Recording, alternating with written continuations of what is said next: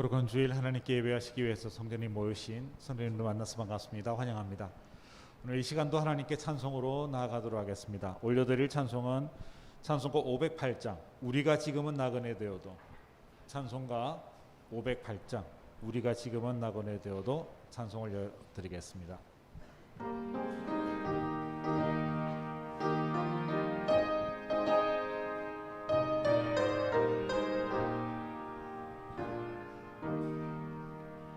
우리가 지금은 나그네 되어도 화려한 천국에 모자나 가리니, 이 세상에 있을 때 주 예수 위하여 끝까지 힘써 일하세. 주에게 복다가시니 천사도 흠모하겠네. 화목해 하나신 그주의 말씀은 온 세상 널리 전하세. 주 예수 말씀이 온 세상 만민들 흉악한 죄에서 떠나라 하시니, 이 말씀 듣고서 새 생명 얻으라. 이 기쁜 소식 전하세.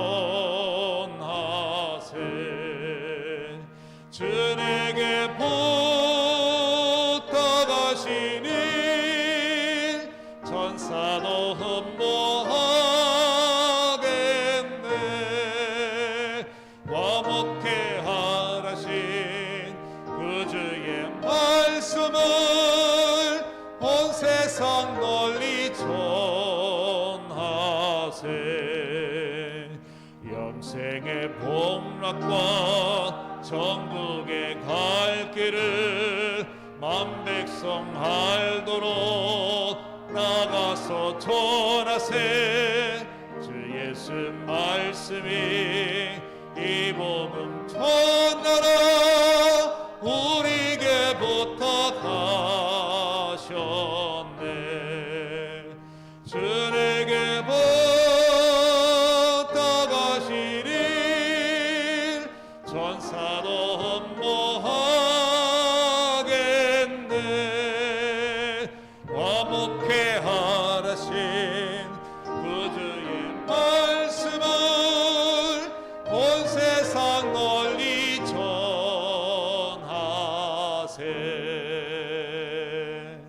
아멘. 찬송가 257장 마음에 가득한 의심을 깨치고, 찬송가 257장 찬송 올려드리겠습니다.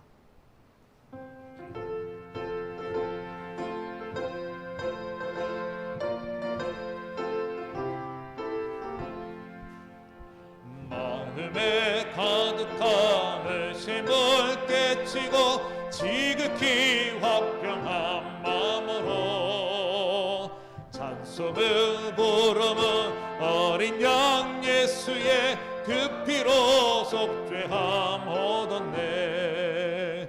속죄함 속죄함 주 예수 내 죄를 속했네. 할렐루야 소리로 합하여 함께 찬송하세. 그 피로 속죄함 얻었네. 끝같이 없어질 법에로 속죄함 받은 것 아니요.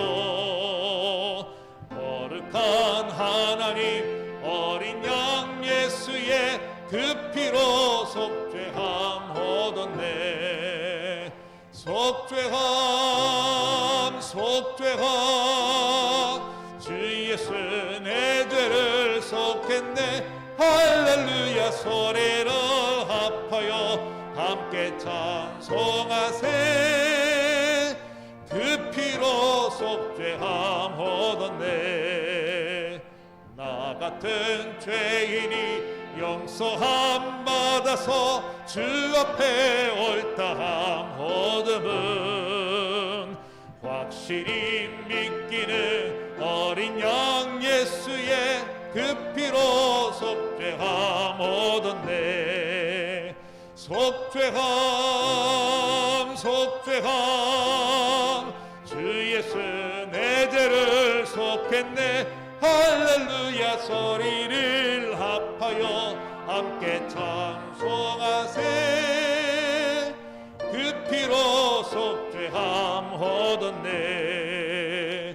거룩한 천국에 올라간 후에도 넘치는 은혜의 찬송을 기쁘게 부르며 어린 양 예수의 그 피로 속죄함 얻었네. 속죄함 속죄함 주 예수 내 죄를 속했네. 할렐루야 소리를 합하여 함께 찬송하세. 그 피로 속죄함 얻었네. 아멘. 찬송가 33장 영광스러운 주를 보라. 찬송가 33장 영광스러운 주를 보라. 찬송 올려드리겠습니다.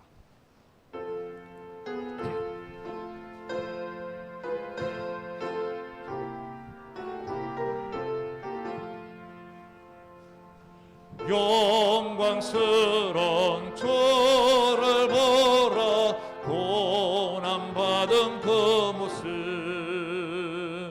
승리하고 오실 때에 만민 경배하리라. 왕의 왕이 되신 주께 면류관을 드리세. 왕의 왕이 되신 주께 면류관을 드리세. 보좌 위에 되신 주께 면류관을 드리세. 천군 천사 소리 높여 주를 찬송하도다. 왕의 왕이 되신 주께 면류관을 드리세.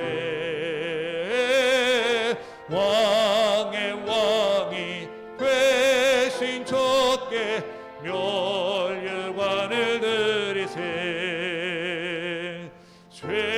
죄인들이 조롱하며 가시관을 쓰셨네. 성도들과 천사들은 주의 이름 높이네. 왕의 왕이 되신 주께 면류관을 드리세. 왕의 왕이 되신 주께 면류관을 드리세. 만민들의 찬송 소리 하늘 높이 퍼진다. 하늘 보자 바라보니 기쁨할 영 없도다. 왕의 왕이 되신 주께 면류관을 드리세. 왕의 왕이 되신 주께 면류관을 드리세. 아멘.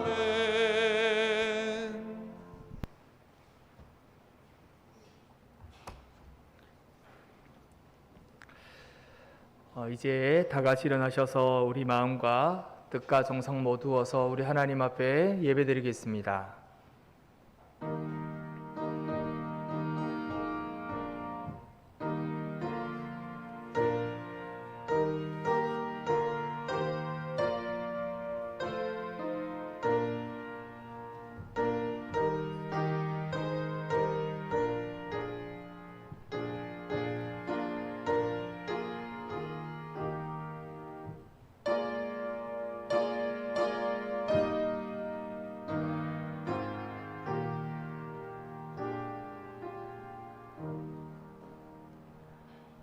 이날은 여호와께서 정하신 것이라.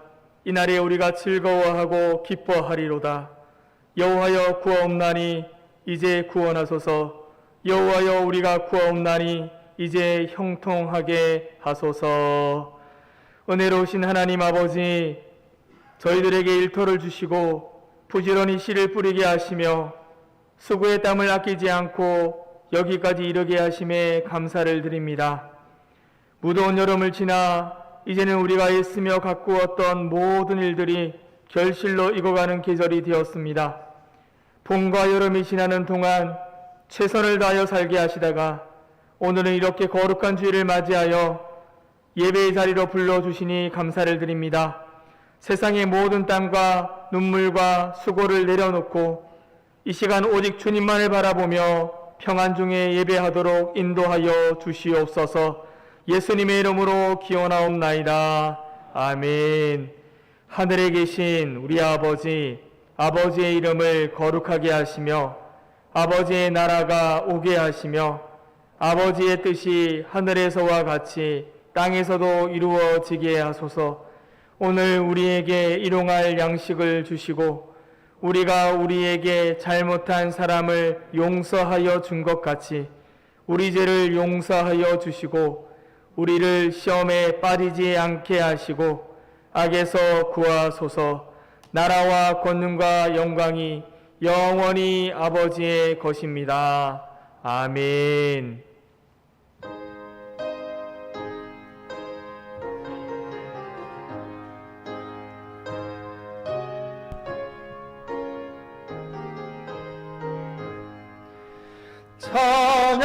찬양하라 복되신 구세주 예수. 백성들아 사랑을 전하세.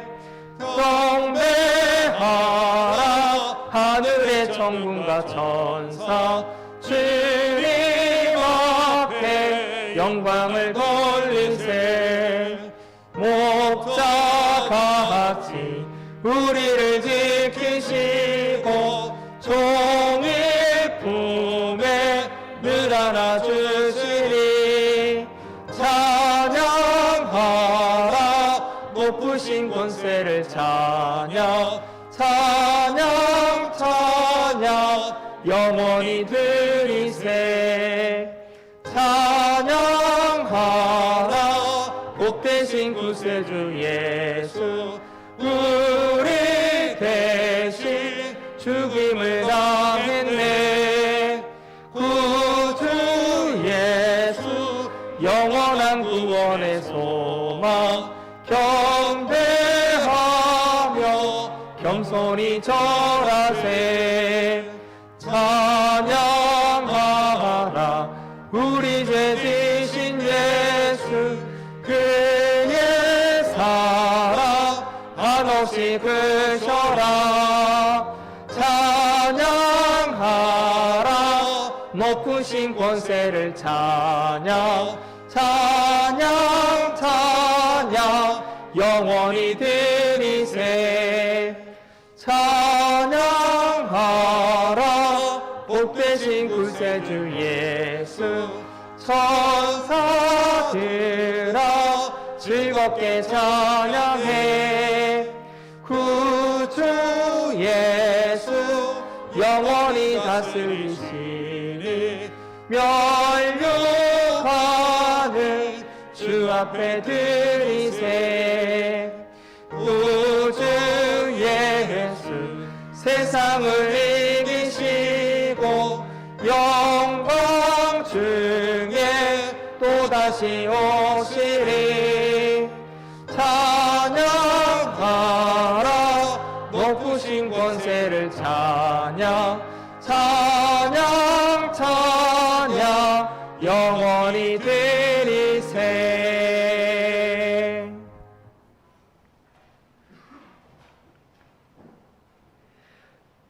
교동문 32번 시편 71편을 교독합니다.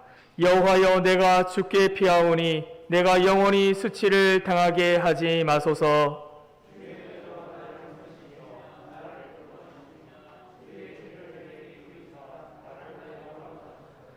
주는 내가 항상 피하여 숨을 바위가 되소서. 주께서 나를 구원하라 명령하셨으니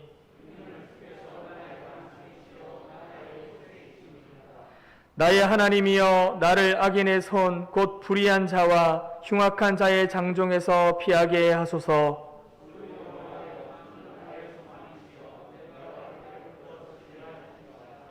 내가 모태에서부터 주를 의지하였으며 나의 어머니의 배에서부터 주께서 나를 택하셨사오니 아멘. 나는 전능하신 아버지 하나님 천지의 창조주를 믿습니다. 나는 그의 유일하신 아들 우리 주 예수 그리스도를 믿습니다. 그는 성령으로 잉태되어 동정녀 마리아에게서 나시고 본디오 빌라도에게 고난을 받아 십자가에 못 박혀 죽으시고 장사된 지 사흘 만에 죽은 자 가운데서 다시 살아나셨으며 하늘에 오르시어 전능하신 아버지 하나님 우편에 앉아 계시다가 거기로부터 살아있는 자와 죽은 자를 심판하러 오십니다. 나는 성령을 믿으며 거룩한 공교회와 성도의 교제와 죄를 용서받는 것과 몸의 부활과 영생을 믿습니다. 아멘.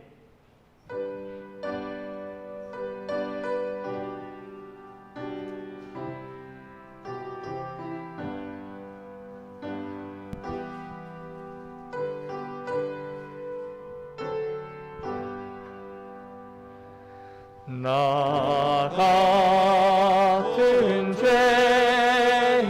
살리신 주의 은혜 놀라워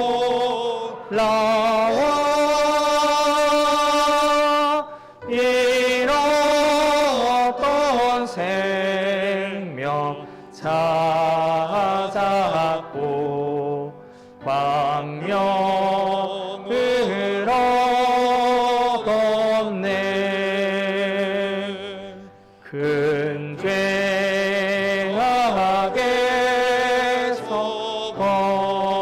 건지신 주의 은혜 고마워. 나 처음 믿은 그 시간 귀하고 귀하다. 이제껏 내가 산 것도 주님의 은혜라. 또 나를 장차 본향에 인도해 주시리. 거기서 우리 영원히 주님의 은혜로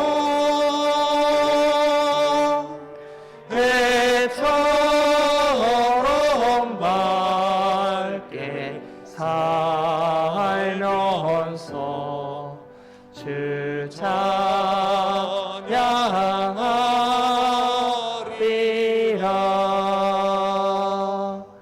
아멘.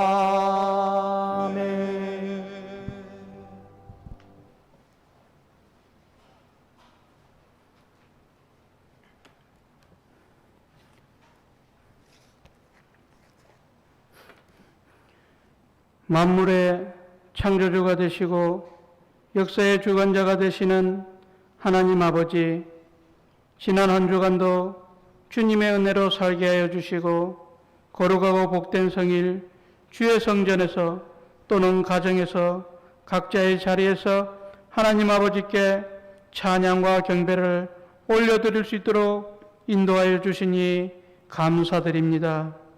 하나님 아버지, 코로나19로 모두가 함께 예배 드리지 못하고 예배 후에 함께 떡을 떼며 교제하지 못하고 성도 간에 서로 정을 나누지 못한 지가 어느덧 2년이라는 세월이 지나오고 있습니다.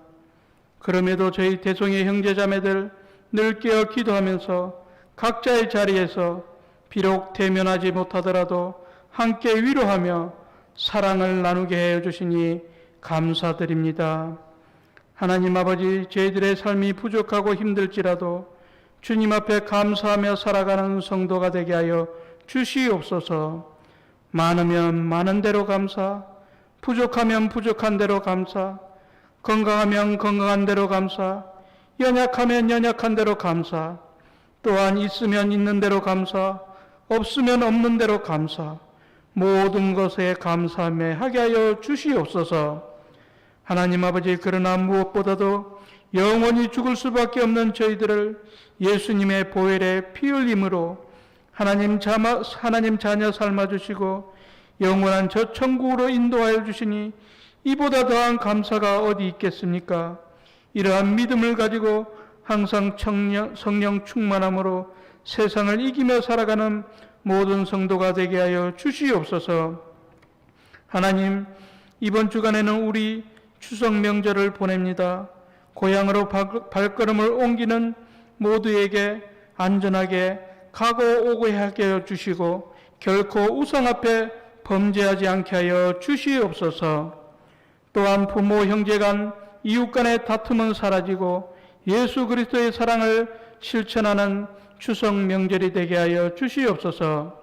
이제 목사님 준비한 하나님의 말씀을 선포할 때 해결되지 않는 모든 문제가 해결되며 연약하고 나약한 심령이 회복되며 육신의 질병으로 고통 속에 있는 병들이 다 나음을 입는 은혜 충만한 말씀 되게 하여 주시옵소서. 그리하여 한 주간도 하나님의 말씀을 삶의 지표로 승리하며 살게 하여 주시옵소서. 호산나 찬양대 찬양을 올려드립니다. 하나님 아버지 홀로 영광 받아 주시오며 듣는 저희들 은혜의 찬양 되게 하여 주시옵소서. 이 모든 말씀 죄에서 우리를 구원하신 예수님 이름으로 기도드립니다. 아멘.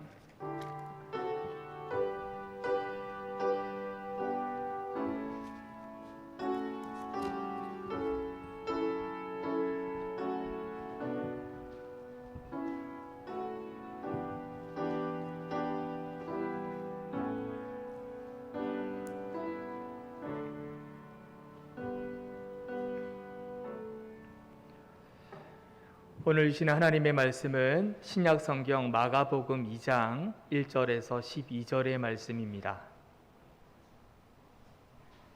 신약 성경 55면에 있는 마가복음 2장 1절에서 12절의 말씀입니다. 한 절씩 교독하시겠습니다. 수일 후에 예수께서 다시 가버나움에 들어가시니 집에 계시다는 소문이 들린지라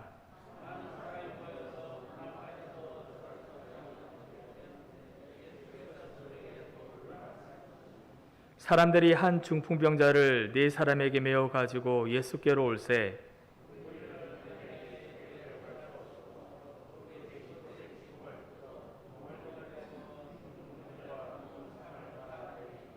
예수께서 그들의 믿음을 보시고 중풍병자에게 이르시되 작은 자여 내 죄사함을 받았느니라 하시니 이 사람이 어찌 이렇게 말하는가 신성모독이로다. 오직 하나님 한 분 외에는 누가 능히 죄를 사하겠느냐.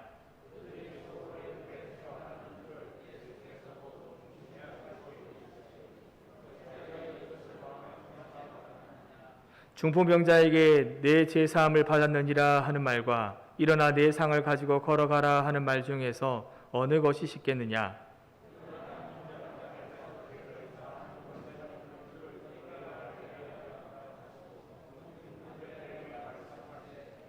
내가 내게 이르노니 일어나 내 상을 가지고 집으로 가라 하시니 그가 일어나 그 상을 가지고 모든 사람 앞에서 나가거늘 그들이 다 놀라 하나님께 영광을 돌리며 이르되 우리가 이런 일을 도무지 보지 못하였다 하더라. 아멘. 이 시간 호산나 찬양대 하나님 앞에 찬양으로 영광 돌리겠습니다.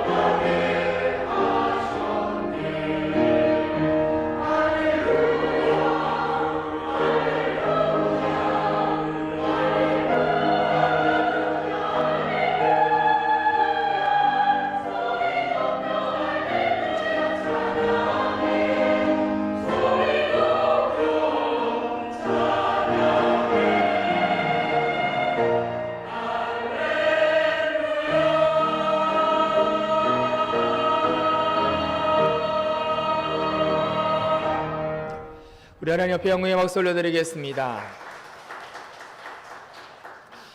할렐루야. 하나님께서 우리를 모든 죄로부터 구원해 주셨습니다. 오늘 거룩한 주일 예배하는 이 시간에도 하나님께서 우리를 불러주셔서 이 자리에 나오게 됨을 믿습니다. 예배하는 이 시간 우리 하나님 앞에 영광을 돌리는 귀한 거룩한 예배를 드릴 수 있기를 주님의 이름으로 축복합니다. 우리 옆에 있는 분들과 한번 인사 나누시겠습니다. 사랑하고 축복합니다. 예, 한 번 더 이렇게 인사할까요? 추석 명절 잘 보내세요. 이렇게. 여러분, 한 해 중에 가장 좋을 때가 언젠가 생각해 보면 추석 명절 이 기간이 아닌가 생각이 되었습니다. 물론 우리 믿는 사람들한테는 하나님을 예배하는 시간이 가장 행복한 시간이지만 절기로 볼 때, 시기로 볼 때 이 추석 명절 기간이 가장 좋은 시기인 것 같습니다. 왜냐하면 오곡백과와 햇과일을 나누기도 하고 사랑하는 가족들이 이렇게 함께 한자리에 모이는 이런 한가위 명절. 그래서 예로부터 이런 말을 하잖아요. 더도 말고 덜도 말고 한가위만 같아라. 그만큼 풍성한 그런 계절이라는 겁니다. 날씨도 덥지도 않고 춥지도 않는 가장 적절한 그때가 바로 추석 명절이라 생각됩니다. 우리는 명절 때마다 민족 대이동이 있어요. 고향을 찾고 부모님을 찾고 또 형제들과 친척들을 만나기도 하죠. 성묘를 하기도 하고 또 올라가기도 하고 내려가기도 하고. 잘은 모르겠는데 오늘 예배를 마치고도 아마 고향길을 가시는 분들이나 아니면은 부모님을 만나러 가시는 분들이나 아니면 미리 지금 부모님을 만나러 오신 우리 성도님들도 계시리라 생각이 됩니다. 바라기는 우리 대성교에 속한 모든 성도님들의 가정이 이번 추석 명절 기간을 통해서 하나님이 주시는 행복과 기쁨이 가득 넘치는 명절이 되기를 주님의 이름으로 축복합니다. 이번 명절을 통해서 사랑이 풍성한 그런 명절이 되었으면 좋겠습니다. 그런데 사실 작년부터 우리가 명절을 맞이하고는 있지만 이 코로나 상황 속에서 이전과 같이 이렇게 풍성한 은혜들을 또 사랑을 많이 못 나누는 것 같아요. 정말 명절하면 사랑을 제일 많이 나누는 시기인데도 불구하고 이 가족 전체가 이렇게 만나서 무언가를 한다. 이런 게 코로나 상황 속에서 제약이 많다 보니까 조금 이렇게 아쉬운 감이 있지만 그럼에도 불구하고 우리 명절 기간 동안은 우리가 가족들과 함께 행복한 시간들을 가질 수 있기를 바랍니다. 물론 이 명절이 되어서 작년부터 신방을 하다 보면 참 이렇게 마음을 외로이 계신 분들이 계세요. 또 쓸쓸한 명절을 보내는 성도님들도 참 많은 것 같습니다. 사실 흩어져 있는 우리 가족들, 사랑하는 자녀들, 또 사랑하는 손조들이 다 보고 싶을 거예요. 그죠? 자녀들이 어떻게 지내는지, 손주들이 얼마나 컸는지 다 보고 싶은데, 그래서 명절 때만 손꼽아 기다렸는데 이 코로나 때문에 또 여러 가지 오지 못한다는 소식을 들었을 때 마음 한켠으로는 참 섭섭하기도 하고 또 이렇게 쓸쓸하기도 하고 또 외롭기도 하고 이런 어떤 사랑에 대한 결핍 속에 또 살아가는 것이 오늘날의 모습들이 아닌가 생각을 해봐요. 이 추석 명절만이 아니라 이 코로나 때 가장 사람들이 결핍이 어떤 결핍이 있냐면 사랑의 결핍이 있대요. 사랑의. 이 외롭다라는 겁니다. 많은 사람들이 외로움을 느낀대요. 사실 교회도 마찬가지입니다. 교회는 하나님을 예배하는 공동체입니다. 하지만 예배만이 교회의 기능이나 교회의 역할이 아니죠. 우리는 교회에서 만남이 있고 친교가 있고 사귐이 있고 나눔이 있는데 이런 어떤 상황 속에서 이런 나눔들의 제약들이 있다 보니까 우리 성도님들 중에도 또 많이 또 이렇게 힘겨워하고 또 쓸쓸한 분들이 참 많은 것 같습니다. 여러분, 사람들은요 누구나 사랑받고 싶어 합니다. 성도 여러분, 사랑받고 싶으시죠? 누구나 사랑받고 싶어 하세요. 누군가 나를 사랑해 줬으면 좋겠다 이런 마음들이 다 들어요. 그래서 이 아침에 우리가 함께 축복했으면 좋겠습니다. 옆 사람을 사랑의 눈빛으로 바라보시면서 진실된 마음으로 주님 안에서 사랑하고 축복합니다. 인사 한번 하시겠습니다. 시작. 교회 안에서 인사들이 자연스러워야 돼요. 어색하면 안 돼요. 왜냐하면 서로 인사 나누는 것이 자연스러운 교회가 사랑이 가득 넘치는 교회, 우리 대성교회가 그런 사랑이 넘치는 교회가 될 수 있기를 간절히 바랍니다. 여러분, 사람들마다 참 사랑에 목말라 하는 것 같아요. 또 외로운 것 같고 또 쓸쓸한 것 같고 오늘 읽은 본문에 보면요, 이런 사랑의 목마름, 외로움 속에서 살아가는 소망 없는 한 사람이 나오는데요. 그가 누구냐면 가버나움에서 사는 바로 중풍병자라는 거예요. 그는 자신의 암울한 현실 때문에 아무런 소망이 없이 그런 삶을 살아가는 거예요. 침대 위에서 홀로 누워 있습니다. 성경은 얼마나 오랫동안 침상 위에서 누워 있는지는 언급하고 있지는 않지만 우리가 볼 때 본문 전체를 볼 때 오랫동안 침상에 누워 있었던 것 같아요. 여러분, 몸을 마음대로 움직일 수 없는 그는요, 오랫동안 침상에 누워 있으면 아마 등에는 욕창으로 뭉개졌을 겁니다. 그로 인해서 온 방에 늘 좋지 못한 냄새로 진동하기도 하겠죠. 그가 할 수 있는 거라고는요, 생각하는 것, 상상하는 것밖에 할 수가 없습니다. 자기 집 앞을 지나가는 사람들의 이야기를 듣기는 하지만 그 사람들의 이야기에 맞장구를 칠 수가 없습니다. 늘 방 안에 있기 때문에 그래요. 늘 외로움 속에 살아가는, 늘 사랑의 결핍 가운데 사람들을 만나지 못해서 외로움 속에 살아가는 그입니다. 그는요, 철저하게 다른 사람들의 도움으로만 살아갈 수 있어요. 물 한 모금 마시는 것, 음식을 먹는 것, 용변을 보는 것, 다른 사람들의 도움이 없이는 불가능합니다. 누군가가 그를 돌아 눕혀야 되고, 목욕을 시켜줘야 되고, 용변을 보게 해야 되고, 옷을 갈아입혀 줘야 합니다. 그렇기 때문에 자기는 항상 자기들의 가족들, 자기의 가족들에게 늘 미안한 마음을 가지고 있죠. 이런 중풍병자에게 오늘 본문을 보면 놀라운 일이 발생을 하는 거예요. 생기는 거예요. 오늘 본문은 우리에게 흥미로운 이야기를 해줍니다. 사람들이 지붕을 뜯어서 구멍을 내고 중풍병자가 누운 상을 예수님께 달아내리는 겁니다. 이런 특별한 내용이 오늘 본문에 기록이 되어 있어요. 그 당시 현장에는요, 수많은 사람들이 모여 있었습니다. 예수님께서는 그 수많은 사람들한테 말씀을 전하는 중이십니다. 그런데 황당한 일이 생긴 거죠. 정말 지붕을 뜯어가지고 그 지붕 위로 상을 달아 내리는 그 장면이 나오는 거예요. 이 장면을 우리가 조금 이해하기 위해서는 왜 이런 일들이 일어날까 이 생각을 하기 전에 이 본문의 상황들을 한번 좀 우리가 알아야 합니다. 오늘 본문의 상황은 조금 정확하게 이해하려고 한다면 오늘 본문 앞장을 우리가 내용을 한번 생각해 보면 좋습니다. 마가복음 우리가 2장을 읽었는데 1장을 보면요, 예수님의 공생애로부터 시작이 됩니다. 예수님께서 요단강에서 세례를 받습니다. 세례를 받은 이후에 40일 동안 금식 기도하신 이후에 사단 마귀에게 시험을 받으시죠. 그리고 난 다음에 갈릴리로 가셔서 말씀을 증거하기 시작하시는데, 그 갈릴리에서 어부인 시몬과 안드레, 그리고 세베대의 아들 야고보와 요한을 제자로 부르십니다. 예수님은 그 제자들과 함께 첫 반뭉지로 가버나움으로 가시는 거예요. 예수님께서 가버나움에 가셔서 무엇을 하셨는가? 복음을 전하기 시작하십니다. 예수님이 전하는 말씀에 권위가 있다고 성경은 증언을 하고 있거든요. 예수님이 권위 있게 이 땅에서 말씀을 가르치고 있는데 그 현장에서 사건이 하나 발생하는 겁니다.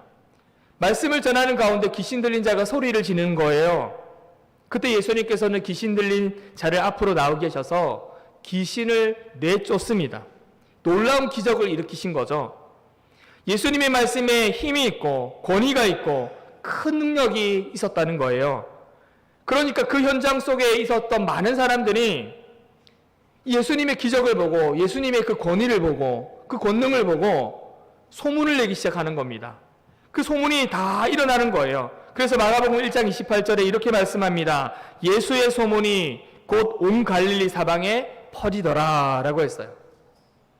귀신을 내쫓는 그 기적을 보면서 예수님의 소문이 나기 시작합니다.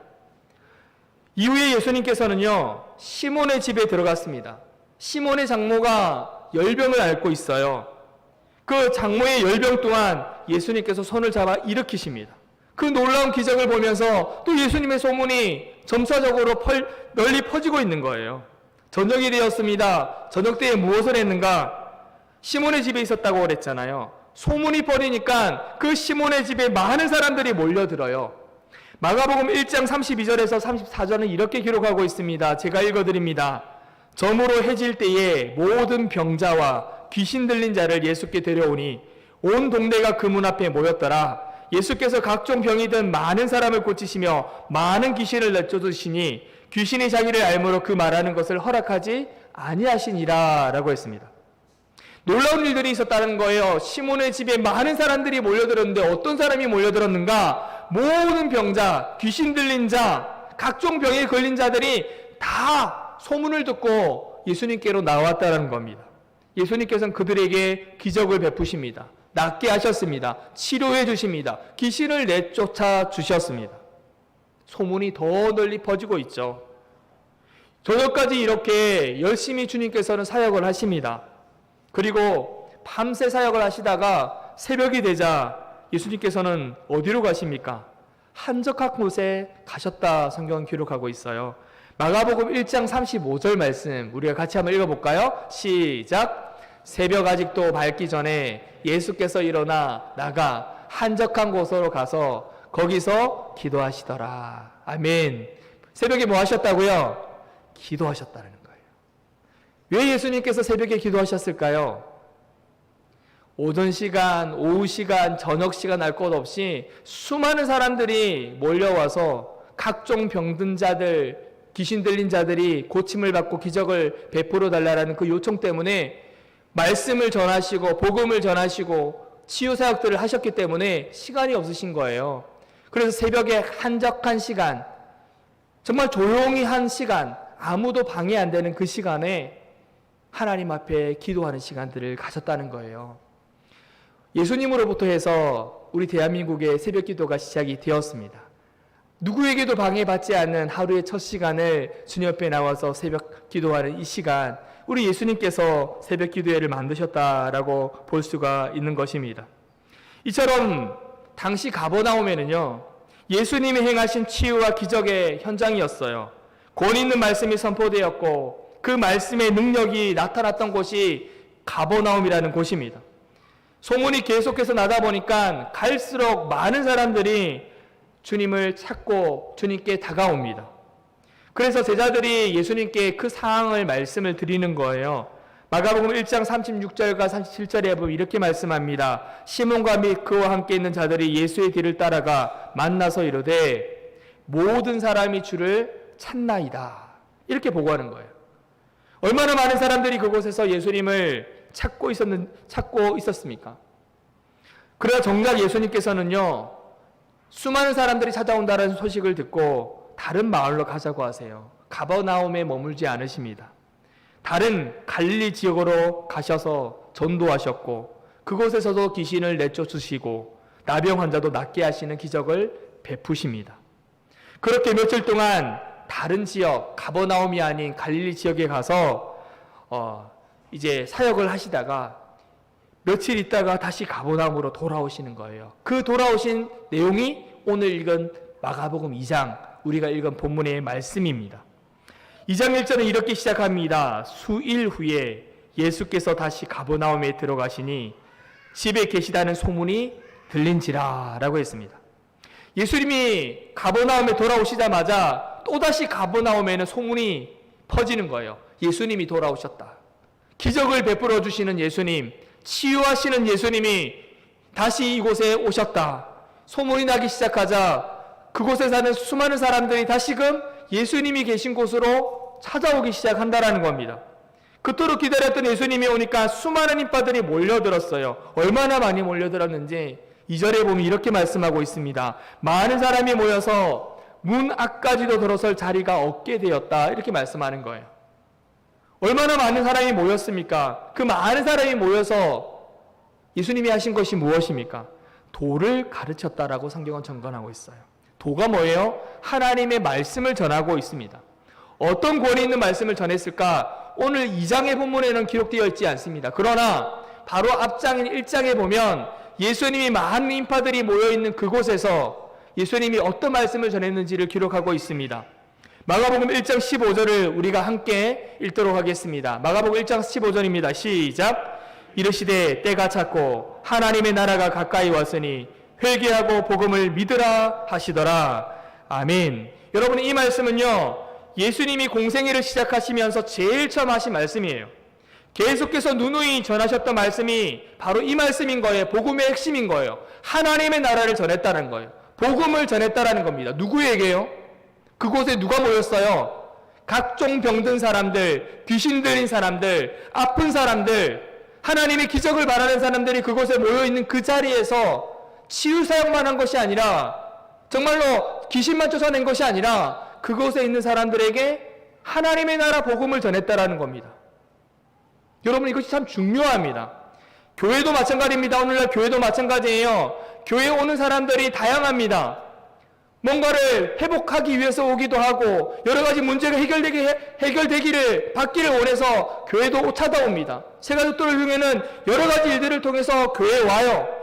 그런 또 기적들이 일어납니다. 문제가 해결받습니다. 그러나 교회에 오는 것, 예수님을 만나는 것은요, 가장 중요한 것은 뭐냐면 하나님의 나라 복음을 듣는 거라는 거예요. 구원이 임하는 것이 가장 복음 중에 복음이라는 겁니다. 그들이 찾아와서 병이 고침을 받고 귀신이 쫓김을 받는 것이 핵심이 아닌 거예요. 죄사함을 받는 것, 구원을 받는 것이 핵심이라는 말씀입니다. 그런데 그런 현장 속에서 오늘 우리가 주목해야 될 사람이 나옵니다. 바로 중풍병에 걸린 한 사람, 그리고 그 중풍병에 걸린 사람을 데리고 나온 4명의 사람입니다. 여러분, 앞서 말씀드렸지만 이 중풍병이라는 게 무엇입니까? 혈액순환의 이상으로서 이 뇌혈관에 문제가 생겨가지고 이제 몸의 일부라든지 아니면 전체가 마비되는 현상인 거예요. 전신이 마비되는 거죠. 의식이 있다 해도 몸이 마음대로 움직이지 않는 그런 병입니다. 오랫동안 누워있으면 다른 질병으로 번지기도 하죠. 욕창이 생기기도 하고요. 이렇게 오랫동안 누워있던 이 중풍병에 걸린 이 사람을 4사람에게 이제 메워져 예수님께로 갔다라는 것을 볼 때 이 중풍병자는요, 일부 마비가 아니라 전신 마비가 걸린 사람이라고 우리가 볼 수가 있는 거죠. 그리고 그 당시 중풍병은요, 당시에는 고칠 수 없는 질병이었습니다. 절대 고칠 수 없는 질병이었어요. 살 소망이 없고 희망이 없는 병이었다는 말입니다. 그래서 그런지 오늘 본문 1절부터 12절까지를 읽었는데요. 이 1절부터 12절까지의 말씀에 보면 이 중풍병에 걸린 사람의 이야기는 한마디도 안 나와요. 몸이 마비되고 걸을 수도 없고 일어날 수도 없는 질병에 걸렸습니다. 어쩌면 이 본문의 긴 구절 속에 나타난 이 중풍병자의 침묵은요, 그의 마음속에 있는 또 다른 좌절과 실망의 모습을 암시하고 있는지도 모릅니다. 아마 성도 여러분, 한 번쯤은 질병에 한번 걸려보셨을 거예요. 질병이라는 게 우리 몸만 아픈 것이 아니라 우리의 마음까지도 아프게 하잖아요. 우리의 마음을 갈기갈기 찢어 놓습니다. 아마 오늘 본문이 나오는 중풍병자, 매일매일 수없이 되뇌었을 거예요. 내 인생이 왜 이렇지? 내 인생은 끝이야. 나에게는 아무런 희망이 없어. 나는 누구도 나를 사랑하지 않을 거야. 나를 필요하는 사람은 아무도 없어. 이렇게 자기를 비하했을 것이고, 자기를 학대하며 살았을 것이고, 자기 연민 속에서 아무런 소망 없이 살아갔을 겁니다. 요즘 말로 하면 죽지 못해서 살아가는 그런 인생이었다라는 거예요. 그런데 그런 중풍병자에게 딱 한 가지의 복이 있습니다. 그 복이 뭐냐면요, 이 중풍병자에게는 그를 사랑하는 사람이 있었다라는 거예요. 예수님께서는 그들의 믿음을 보았다라고 성경은 기록하고 있습니다. 그 4명의 사람, 그 사람이 누구일까요? 하인들일까요? 가족들일까요? 친구들일까요? 성경에 기록이 안 되어 있으니까 몰라요. 그것은 누구라도 상관이 없습니다. 중요한 것은 그들이 이 중풍병자에게 관심과 사랑을 가지고 있다는 겁니다. 다른 건 몰라도 이것은 분명한 거예요. 그들이 가족들인지 친구들인지 누군지 아무도 모르지만 침상에 누워서 예수님이 계신 그곳으로 내렸다는 것을 볼 때 분명히 중풍병자를 향한 사랑이 있던 사람, 관심이 있던 사람임은 분명하다는 것입니다. 침상에 누려고 예수님께로 데리고 갔는데 수많은 인파들 때문에 들어갈 수가 없는 거예요. 아무리 외쳐도 비켜주지를 않습니다. 하지만 그들이 포기하지 않았어요.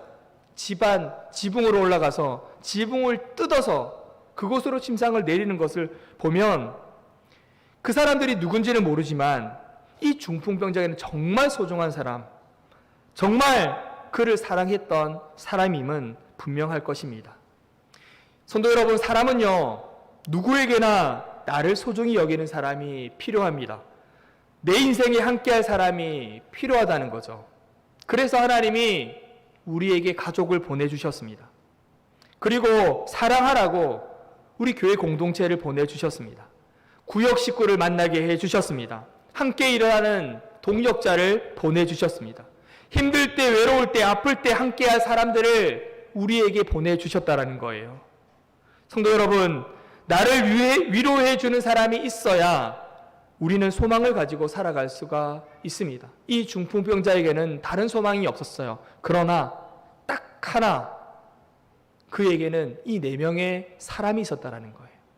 그를 붙들고 그를 위해 예수님께로 데려가 줄 그 사람이 있었다는 것입니다. 독일의 에센 바흐가 이런 말을 했어요. 한 사람의 진실한 벗은 1000명의 적이 우리를 불행하게 만드는 힘 이상으로 우리를 행복하게 만든다. 이런 말을 했어요. 한 사람의 멋진 친구가 있으면 100사람, 1000사람이 나를 조롱해도, 나를 불행하게 빠뜨린다 해도 나는 더 큰 행복을 누릴 수 있다는 거예요. 한 사람의 소중한 사람이 나에게 있으면, 나를 사랑하는 한 사람만 있으면 나는 불행하지 않을 수 있다. 이런 어떤 말이죠. 중풍병자에게 바로 이 4사람이 그런 사람이라 생각합니다. 사랑하는 성도 여러분, 우리 곁에도 그런 좋은 사람들이 많았으면 좋겠습니다. 아니, 우리가 우리 주위에 그런 좋은 사람들이 될 수 있기를 주님의 이름으로 축복합니다. 여러분, 우리 주위에는요, 오늘 본문에 나오는 중풍병자와 같은 죽어가는 수많은 사람들이 있어요. 그들을 사랑과 섬김으로 주님께로 인도하는 그런 우리 대성교회 모든 가족들이 될 수 있기를 주님의 이름으로 축복합니다. 그럴 때 주님께서 칭찬하시는 거예요. 오늘 본문에 나오는 4사람을 칭찬하셨던 것처럼 그렇게 우리가 살아갈 때 우리 주님께서 우리를 칭찬해 주시는 거예요. 5절 말씀에 보면 예수께서 그들의 믿음을 보시고 라고 했습니다.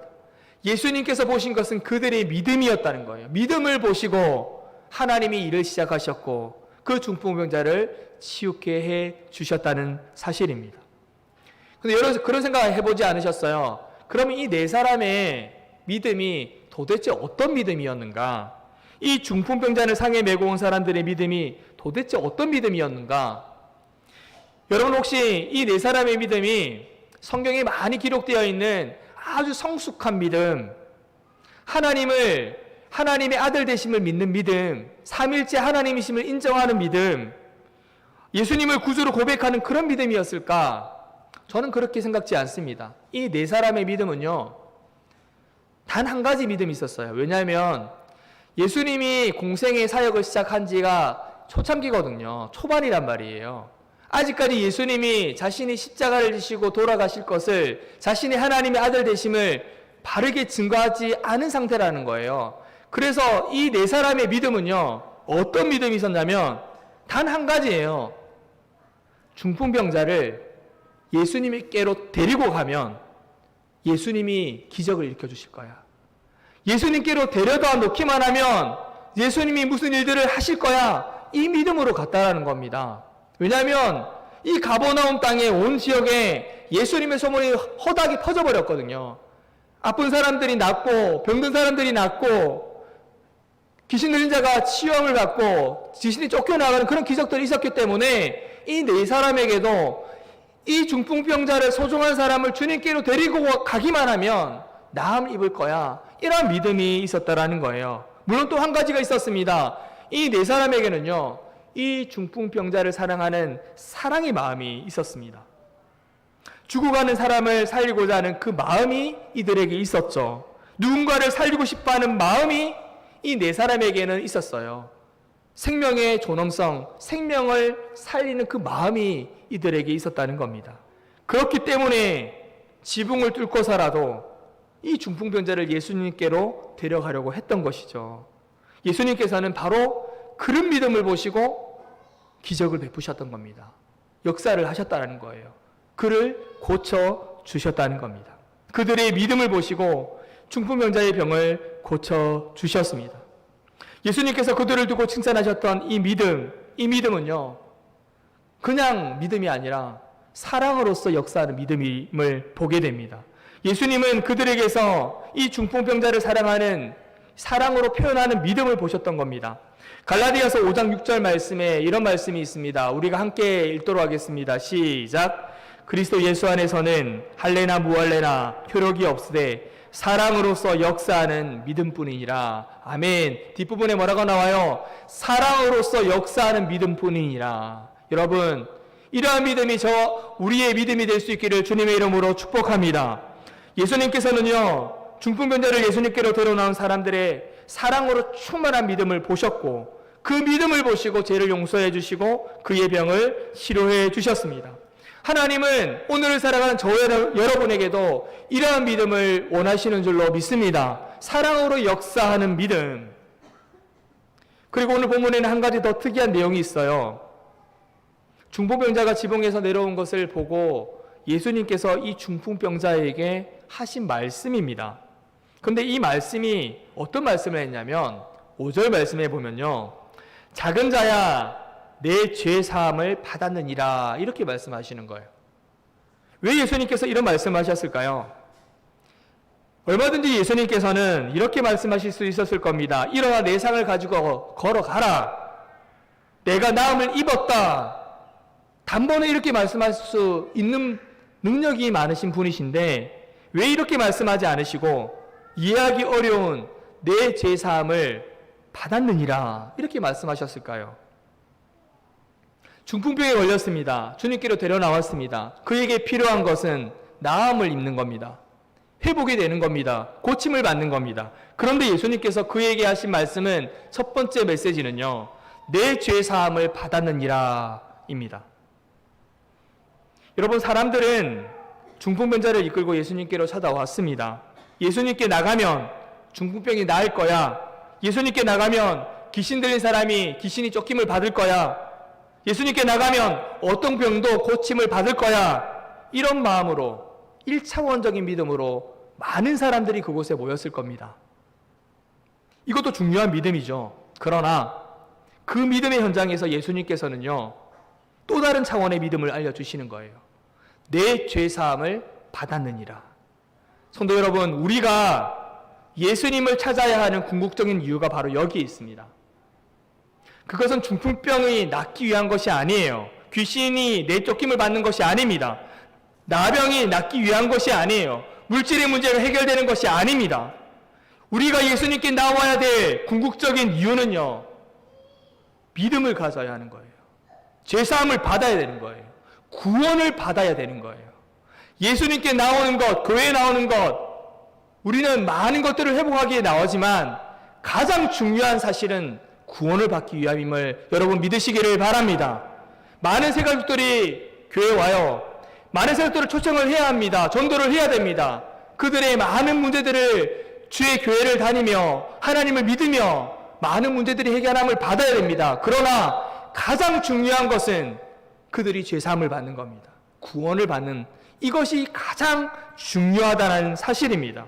우리 영혼이 구원받고 영원한 생명, 하나님의 나라를 소유한 백성이 되는 것, 이것이 우리가 예수님께 나아가는, 많은 이들을 예수님께로 인도하는 궁극적인 이유가 되어야 된다는 사실입니다. 말씀을 정리해 봅니다. 성도 여러분, 우리 주위에는요, 오늘 말씀에 등장하는 중풍병자와 같은 삶의 목적을 잃어버리고 소망을 잃어버리고 행복을 상실한 사람들이 많이 있습니다. 육신적으로 병든 사람들, 물질적으로 고통받는 사람들, 마음에 큰 상처를 안고 사는 사람들, 우리의 도움과 우리의 사랑, 우리의 위로가 필요한 사람들이 참 많이 있어요. 멀리 있는 것이 아니라 바로 우리 주위에 있다라는 거예요. 우리 곁에 그런 사람들이 있다는 겁니다. 우리 성도님들 중에도 질병으로 몸과 마음이 힘들어하는 성도님들이 있습니다. 우리는 그들을 위해 간절히 사랑으로 기도해야 할 것입니다. 진실된 마음으로 기도하며 그들의 회복과 치유를 위해 주님의 역사하심을 바라보며 우리는 기도를 드려야 됩니다. 그렇게 간절히 기도할 때 하나님이 사랑으로 역사하시는 믿음을 보시고 회복과 치유를 허락해 주셨던 것처럼 우리의 기도를 통해서 많은 성도들이 회복되어지고 치유함을 받고 주님께로 다시 나올 수 있는 힘을 얻게 될 줄로 믿습니다. 사랑하는 우리 대성의 가족 여러분, 주님은 우리의 믿음을 보십니다. 믿음을 보시고 역사해 주십니다. 오늘 말씀 제목을요, 믿음으로 맞이하는 추석 명절이라고 정해 보았습니다. 추석 명절이 되면 많은 소중한 사람들을 우리가 만납니다. 그 소중한 사람들이 우리의 부모님이 되기도 하고, 우리의 자녀들이 되기도 하고, 우리의 소중한 친구들이 되기도 합니다. 누가 되었든 모든 사람들은 사랑에 목말라 있습니다. 특히 몸이 아프신 분들은요, 이번 명절에는 참 외롭게 쓸쓸하게 보내게 되는 것 같아요. 왜냐하면 병원에서도 신방이나 가족 면회를 금하고 있거든요. 그래서 더더욱 명절에 사랑을 받아야 될 분들이신데 외롭게 쓸쓸하게 이 시간들을 보낸 것을 생각할 때 참 마음이 아픕니다. 그리고 주님의 사랑을 알지 못하는 사람들은요, 항상 영혼의 갈증을 느끼고 있어요. 주님을 알지 못하는 분들 참 우리 주위에 많이 있습니다. 사랑하는 여러분, 오늘 본문의 중풍병자들에게 4명의 소중한 사람이 있는 것처럼 이번 명절에는요, 우리가 그들에게 소중한 믿음의 사람들이 되어주시면 좋겠습니다. 그래서 우리를 통해서, 우리의 사랑으로 역사하는 믿음을 통해서 소중한 분들에게 주님의 사랑을 전하고 저들의 생명을 위해 기도하는 우리 대성교회 모든 가족들이 다 될 수 있기를 주님의 이름으로 축복합니다. 이번 명절 의미 없이 보내지 마시고 우리에게 주시는 그 사랑, 주님의 사랑을 우리 소중한 가족들에게, 만나는 많은 사람들에게 전할 수 있는 우리 대성교회 모든 우리 식구들이 될 수 있기를 주님의 이름으로 축복합니다. 함께 기도하시겠습니다. 사랑과 은혜가 풍성하신 하나님 감사합니다.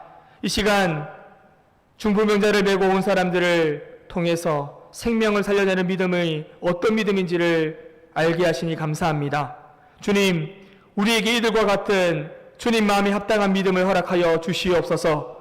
죽어가는 영혼을 사랑하는 뜨거운 마음을 주시옵소서. 그래서 사랑으로서 역사하는 믿음을 통해 우리 교회 안에서도, 우리의 가정에서도 중풍병자가 일어나는 것과 같은 놀라운 구원의 역사가 날마다 풍성하게 일어나도록 주님 함께하여 주시옵소서. 추석 명절 연휴가 시작되었습니다. 고향길을 떠나는 모든 성도들, 가정들을 주님께서 안전하게 지켜보아 주시고 소중한 사람들과 행복한 시간을 가질 수 있도록 인도하여 주시되 저들에게 사랑으로서 역사하는 믿음을 보임으로 말미암아 하나님 주님의 사랑이 널리 증거되어질 수 있도록 함께하여 주시옵소서.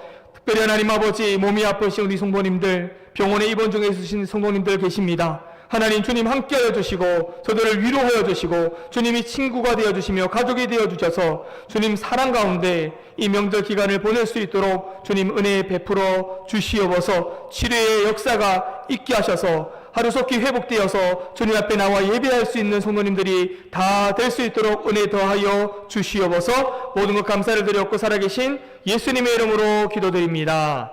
아멘.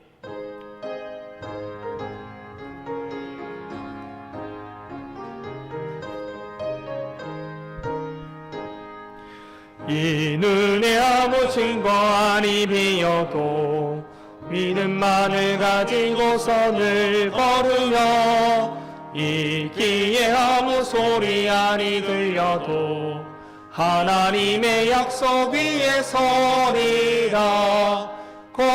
걸어가세 믿음 위에 서서 나가세 나가세 의심 버리고 걸어가세 믿음 위에 서서 눈과 귀에 아무 증거 없어도 이 눈에 보기에는 어떠하든지 이미 얻은 증거대로 늘 믿으며 이 마음에 의심 없이 살아갈 때에 우리 소원 주 안에서 이루리.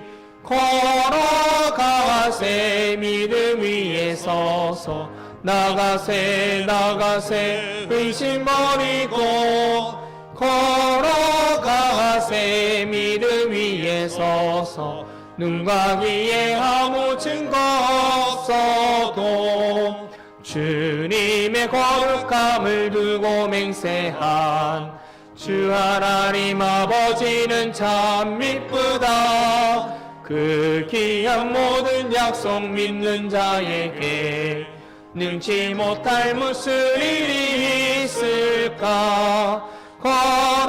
걸어가세 믿음 위에 서서 나가세 나가세 의심 버리고 걸어가세 믿음 위에 서서 눈과 귀에 아무 증거 없어도.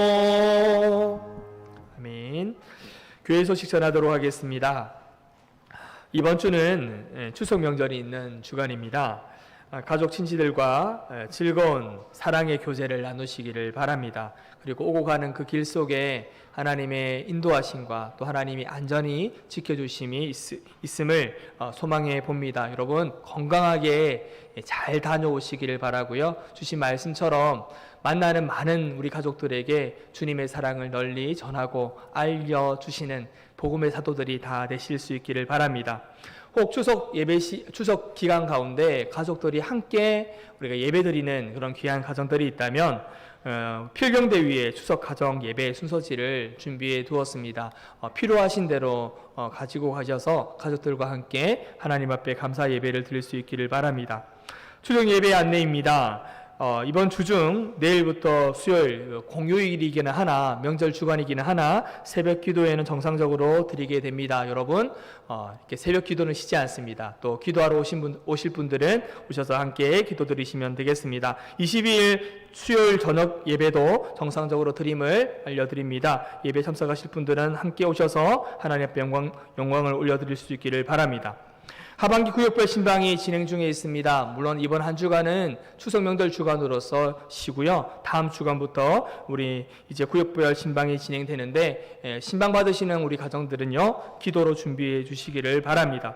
키즈스쿨 광고를 계속 매주마다 드리고 있습니다. 11시 예배 시 1층 카페에서 미취학 아동을 위한 키즈스쿨이 운영되고 있습니다. 우리 부모님들 예배를 잘 드릴 수 있도록 하는 그런 어떤 키즈스쿨이니 이제 아이들을 맡겨두시고 오셔서 하나님 앞에 영과 진리로 예배할 수 있기를 바랍니다. 또 키즈스쿨 봉사하실 수 있는 분들이 있다면 이렇게 함께 참여해 주시면 감사를 드리겠습니다.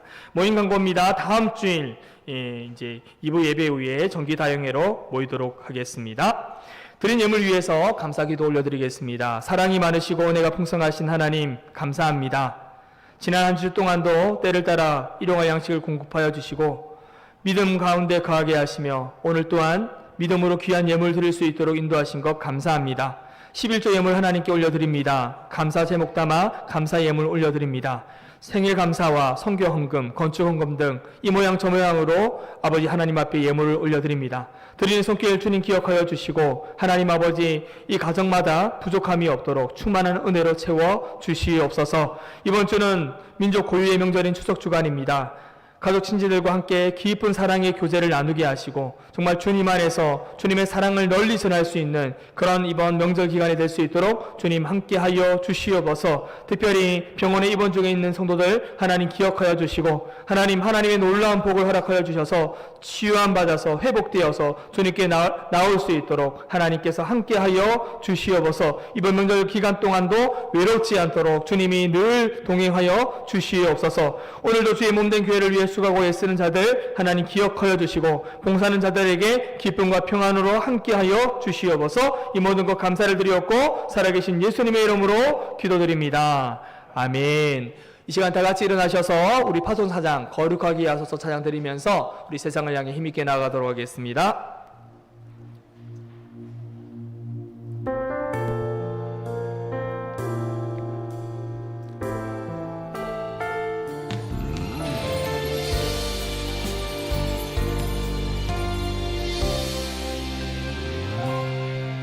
주님 부르신 곳으로 갑니다.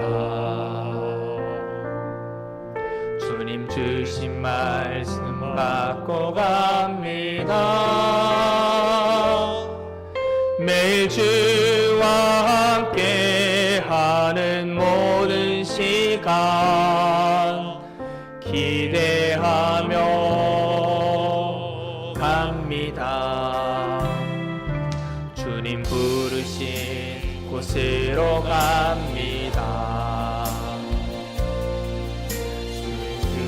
말씀 받고 갑니다. 매일 반복되는 실패와 좌절에도 주만 바라보며 갑니다. 주여 우리 일상을 거룩하게 하소서. 주여 우리 생활을 구별되게 하소서. 주의 나라 주의 권세 영광이 우리 삶에 가득하게 하소서. 주여 우리 일상을 거룩하게 하소서.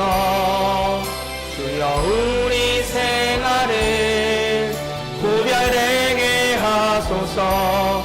주의 나라 주의 권세 영광이 우리 삶에 가득하게 하소서.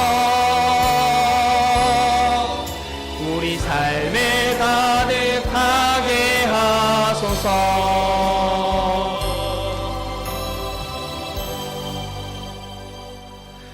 이제는 우리 주 예수 그리스도의 은혜와 하나님의 크신 사랑하심과 성령님의 위로 교통 인도하심이 추석 명절 주간을 맞이하여 만나는 모든 사람에게 주님의 사랑과 믿음으로 생명을 전하기 원하는 우리 대성교회 모든 성도들과 저들의 가정과 생업터 위에 지금부터 영원토록 함께 하시기를 간절히 축원하옵나이다. 아멘.